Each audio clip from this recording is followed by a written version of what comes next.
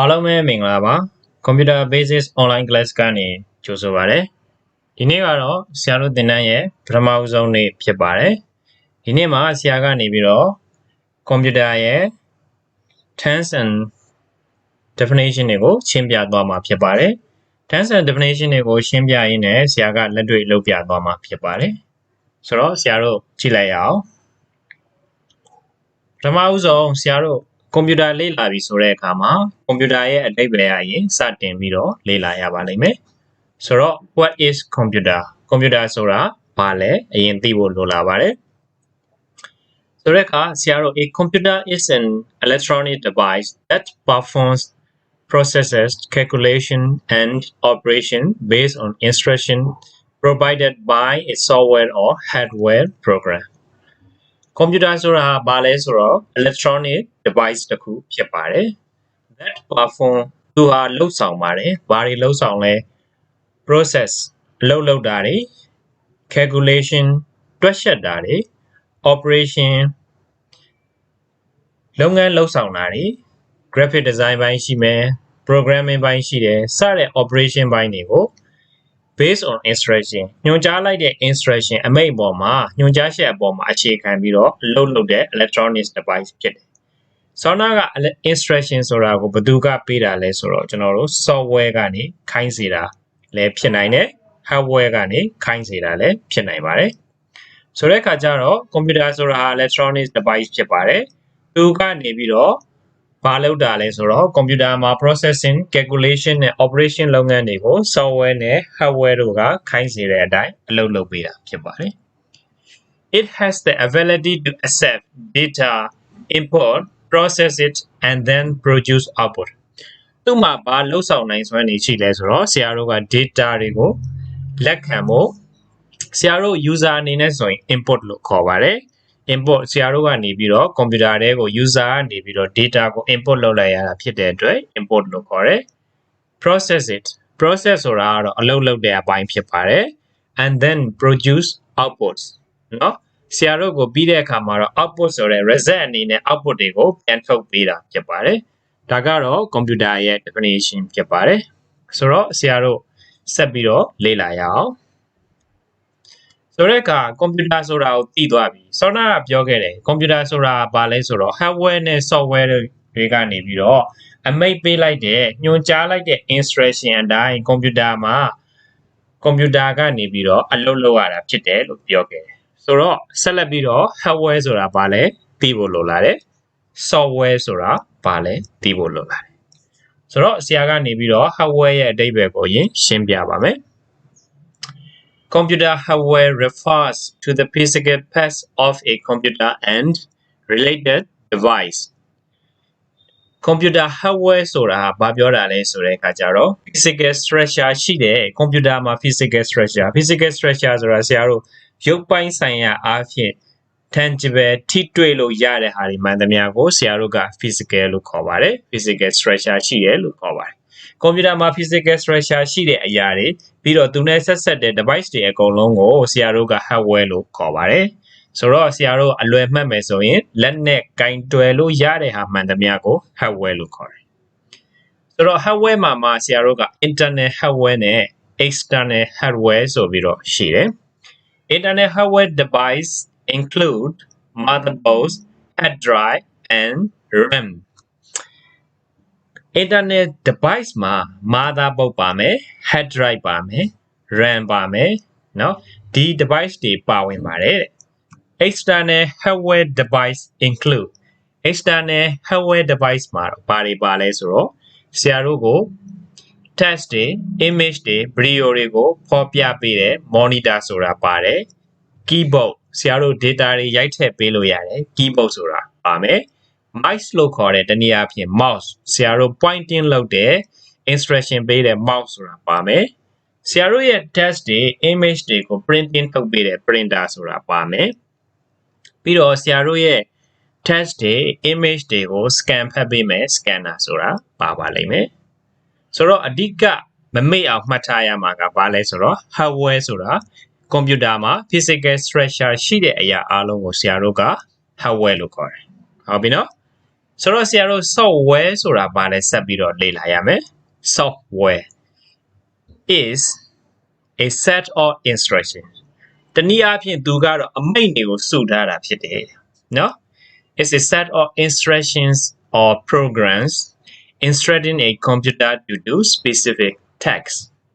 ကွန်ပျူတာကိုဘာတွေလုပ်ရမယ်ဘယ်လိုလုပ်ရမယ်ဆိုတာညွှန်ကြားပေးတဲ့သူကတော့ software ဖြစ်ပါတယ်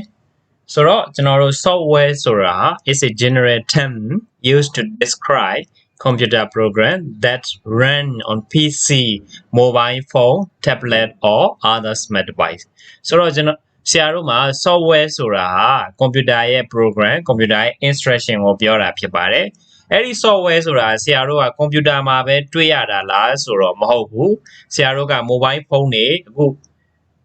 ယူရိုကိုင်နေတဲ့ mobile phone တွေမှာ tablet တွေမှာ other smart device တွေမှာလည်း software ဆိုတာပါပါတယ်အဲ့ဒီ software ကဘာတွေလဲဘာတွေနဲ့ရေးတာလဲဆိုတဲ့အခါကျတော့ programming language တွေနဲ့ရေးရတာဖြစ်ပါတယ်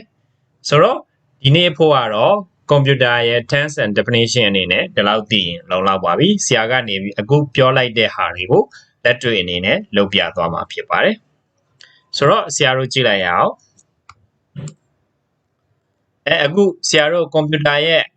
screen ကြီးကိုမြင်နေရတယ်နော် computer ရဲ့ screen ကြီးကိုမြင်နေရတယ်အဲ့ဒီ computer ရဲ့ screen ကိုဆရာတို့ကဘာလို့ခေါ်လဲဆိုတဲ့အခါကျတော့ desktop လို့ခေါ်တယ်မှတ်ထားမယ်နော်ဆရာနောက်တစ်ခေါက်ပြန်ပြောပါမယ်အခုမြင်နေရတဲ့ screen ကိုဆရာတို့ကဘာလို့ခေါ်လဲဆိုတော့ desktop လို့ခေါ်ပါတယ်ဆိုတဲ့အခါကျတော့ဒီ desktop ပေါ်မှာထပ်ပြီးတော့ဆရာတို့အခုမြင်နေရတဲ့လုံးလေးတွေလေးတောင်လေးတွေစတဲ့အစရှိတဲ့ဒီ software လေးတွေကိုလည်းတက်ခေါ်တဲ့နာမည်ကထပ်ပြီးတော့လာပါလိမ့်မယ်ဆိုတော့ desktop ဆိုတာသိသွားပြီဆရာတို့ကဲအခု desktop မှာဆရာတို့ Windows 10ရဲ့ဒီဆရာတို့ပုံတစ်ပုံပေါ်နေတယ်နော်ပုံတစ်ပုံလို့ပဲအရင်နားလည်အောင်ပြောလိုက်မယ်ဆရာတို့အဲ့ desktop ရဲ့ဒီနောက်မှာပေါ်နေတဲ့ဆရာတို့ user တွေကိုပြထားတဲ့ပုံကိုကြတော့ဆရာတို့ကဘာလို့ခေါ်လဲဆိုတော့ desktop wallpaper လို့ခေါ်တယ်ဟုတ်ပြီနော် desktop wallpaper လို့ခေါ်တယ်ဒီ desktop wallpaper ဆိုတာကိုသိသွားပြီပြီးတဲ့အခါဆရာတို့ရဲ့ဒီပေါ်မှာ icon လေးတွေရှိတယ်ဥပမာအဖြစ်ဒီမှာ video conferencing လုပ်တဲ့ Zoom ဆိုတဲ့ software ရှိတယ်နော်ဆရာစာရိုက်ထားတဲ့ Microsoft Word နဲ့စာရိုက်ထားတဲ့ email ဆိုတဲ့ document လေးတစ်ခုရှိမယ်ဒီဘက်မှာ folder တွေရှိမယ်နော် Viber တွေစသဖြင့်ဒီ software လေးတွေရှိတယ် software shortcut ကလေးတွေပေါ့သူတို့ကိုကြတော့ဆရာတို့ကအင်္ဂလိပ်လိုဘယ်လိုခေါ်လဲဆိုတော့ icon လို့ခေါ်တယ် okay သူတို့ကိုဘာလို့ခေါ်လဲဆိုတော့ icon လို့ခေါ်တယ်ဟုတ်တယ် icon လို့ခေါ်ပါတယ်ဆိုတဲ့အခါကျတော့ desktop ပေါ်မှာဘာရှိလဲဆိုတော့ icon ဆိုတာရှိမယ် wallpaper ဆိုတာရှိလိမ့်မယ်အဲ့ဒီ icon တွေ wallpaper တွေပါဝင်တဲ့ဒီ screen ကြီးတစ်ခုလုံးပေါ်မှာဆရာတို့က desktop လို့ပြောတာဖြစ်ပါတယ်ဆိုတော့အခုမြင်နေရတာကသင်တန်းသူသင်တန်းသားတွေအနေနဲ့မြင်နေရတာကဒါက Windows 10ရဲ့ screen ဖြစ်တယ်အကယ်၍ Windows 7 computer တို့ဘာတို့မှာဆိုလို့ရှိရင်တော့ gadget လို့ခေါ်တဲ့ဒီအလွယ်သုံးပေါ့ user ကိုအထောက်အကူပြုတဲ့ gadget ဆိုတဲ့ shortcut ကလေးတွေပါတတ်ပါသေးတယ်ဒါပေမဲ့ Windows 7 ကအခုကလူတော်တော်များများမသုံးကြတော့ပါဘူး Windows 10 ခေတ်ကိုရောက်နေပါပြီ Windows 11အောင်ထွက်နေပြီဆိုတော့လေနော်ဆိုတဲ့အခါကျတော့ဒါဒီလောက်ဆိုလို့ရှိရင် desktop ရဲ့ခေါ်ဝေါ်ကိုသိသွားပြီဆိုတဲ့အခါ desktop မှာဆရာတို့ကဆက်ပြီးတော့ရှိသေးတယ်အခေါ်အဝေါ်တွေကဘာလဲဆိုတော့ဒီမှာကြည့်မယ်ဆရာတို့ဒီမှာဒီ button လေးတစ်ခုပေါ့နော်အဲ့ဒီ button လေးကိုဆရာတို့ကဘာလို့ခေါ်လဲဆိုတော့ text bar လို့ခေါ်တယ်ဘာလို့ခေါ်လဲဟုတ်တယ် text bar လို့ခေါ်တယ်ဟုတ်ပြီနော်ဆရာတို့က text bar လို့ခေါ်တယ်နော်အဲ့ဒီ text bar ပေါ်မှာလဲဆရာတို့ကဒီမှာ software shortcut ကလေးတွေရှိတယ် icon လေးတွေရှိတယ်ဟုတ်ပြီနော်အဲ့ဒီ text bar မှာဆရာတို့ကနေပြီးတော့ဒီဘက်ညာဘက်တောက်ကိုကြည့်လိုက်မယ်ဆိုလို့ရှိရင်ဆရာတို့ကနေပြီးတော့ဒီမှာ date and time ဆိုတာလေးတွေရှိတယ်ကွန်ပျူတာမှာ date and time ပြင်ချင်လို့ရှိရင်အဲ့ဒီနေရာမှာလာပြင်လို့ရတယ်နော် date and time ကိုဒီမှာဆရာတို့လာပြင်လို့ရတယ်ပြီးတဲ့အခါမှာ date and time ရဲ့ဘေးမှာပါရှိလဲဆိုတော့ဆရာတို့က language ဆိုတာရှိတယ်ဘာသာစကားရွေးတာဖြစ်တယ်ဆရာတို့ဒီမှာအင်္ဂလိပ်စာရှိမယ်နော်မြန်မာ Unicode ရှိမယ်ဇော်ကြီးရှိမယ်ဒါကွန်ပျူတာမှာထည့်ထားရင်ထည့်ထားတယ်လို့ရှိမှာပေါ့နော်ဆိုတော့ဆရာတို့ဒါ text bar မှာပါဝင်တာလေဒါ battery ကိုဖော်ပြထားတာနော်ဒီမှာဆိုလို့ရှိရင် battery အားပြည့်နေပြီနော် ဟုတ်ပြီဒီမှာ microphone ပုံလေးရှိမယ်เนาะဒါမှကြတော့ show hidden icon ဆိုပြီးတော့ task bar မှာမပြထားသေးတဲ့ icon တွေကိုကြည့်ရှင်ကြည့်လို့ရတယ်ဆရာတို့ကထောက်ပြီးတော့ဒီမှာကြည့်လို့ရတယ်เนาะဟုတ်ပြီဆိုလို့ရှိရင် task bar မှာဆရာတို့ဒီ icon လေးတွေပါမယ်ပြီးလို့ရှိရင် user အတွက်အသုံးပြုလို့ရတဲ့ setting တွေဆိုတာပါမယ်ဒီဘက်ညာဘက်အစုံဆုံးမှာကြတော့ဆရာတို့ကဒါလေးကိုဘာလို့ခေါ်လဲဆိုတော့ညာဘက်အစုံဆုံးအကောင်လေးကိုဆရာတို့ကနေပြီးတော့ notification လို့ခေါ်တယ်ဒီ notification လေးမှာကြည့်လိုက်မယ်ဆိုလို့ရှိရင်ကိုယ့်အတွက်သက်ဆိုင်တဲ့ notification တွေတက်နေလိမ့်မယ်ဆရာမှာတော့လောလောဆယ် notification မရှိဘူးเนาะဒီကောင်က notification ကိုပြတာလားဆိုတော့မဟုတ်သေးဘူးဆရာတို့အတွက် information တွေကိုလည်းပြပေးတယ်ဒီမှာ setting တွေလည်းပါဝင်တယ်เนาะဒီမှာဆိုရင်ဆရာ Bluetooth ဖွင့်ထားတယ် Bluetooth mouse ကိုသုံးနေတယ်เนาะပြီးလို့ရှိရင်ဒီမှာ Wi-Fi ဖွင့်ထားတယ်ဆိုရင် Wi-Fi network စသဖြင့်ပြထားလိမ့်မယ်ဟုတ်ပြီเนาะဒါကတော့ notification လို့ခေါ်တယ်ဟုတ်ပြီဆရာတို့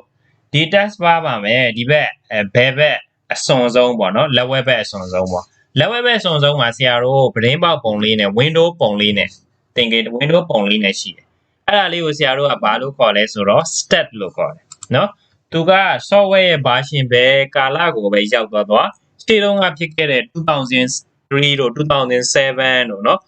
2003တို့2007တို့စတဲ့ခေတ်ကာလတွေမှာထွက်ခဲ့တယ်เนาะ Windows 2003တို့ Windows 2007တို့ Windows 8တို့ 8.1တို့စတာတွေမှာလည်းဒီ stat ဆိုတာပါတယ်ဒါပေမဲ့ Windows 8.1မှာတော့ဒီ stat ဆိုတဲ့ဟာကဆရာတို့ကသိပြီးတော့မြင်ရှင်းမှာမမြင်ရဘူးဒါကြောင့်မို့လို့ Windows 8.1ဟာမအောင်မြင်ခဲ့ဘူးဟုတ်ပြီနော်ဆိုတဲ့ခါကျတော့အဓိကမှတ်ထားရမှာကဘာလဲသူ့ကို stat လို့ခေါ်တယ် stat menu လို့ခေါ်တယ်ကျတော့ကွန်ပျူတာတွေဘာတွေကိုဖွင့်ရှင်တယ်တခုခု software တခုခုဖွင့်ရှင်တယ်ဆိုလို့ရှိရင်ဒီ desktop ပေါ်မှာရှိတဲ့ icon တွေကိုဆရာတို့ကနေပြီးတော့နှစ်ချက်နှိပ်ပြီးတော့ဖွင့်လဲရတယ်ဒီလိုမျိုးဆရာတို့နှစ်ချက်နှိပ်ပြီးတော့ဖွင့်လိုက်လို့လည်းရတယ်ဒါဆိုရင်ပွင့်သွားပြီ